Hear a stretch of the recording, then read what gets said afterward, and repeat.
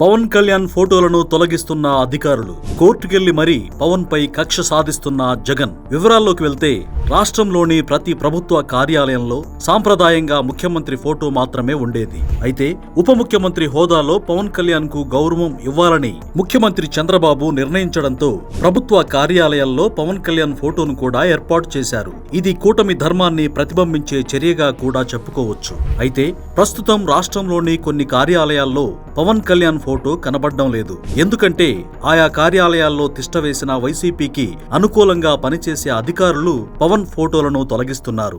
ఎందుకు తొలగిస్తున్నారు అనే దానికి వారు చెబుతున్న సమాధానం ఏంటంటే కోర్టు ఆదేశాలు అంటున్నారు. కొద్ది రోజుల క్రితం జగన్ తనకు అనుకూలంగా ఉండే జడా శ్రవణ్ కుమార్ చేత హైకోర్టులో ఒక పిటిషన్ వేయించారు. ఉంటే ముఖ్యమంత్రి ఫోటో ఒక్కటే ఉండాలి, కానీ డిప్యూటీ సీఎం ఫోటో ఉండకూడదు అనేది ఆ పిటిషన్ లోని సారాంశం.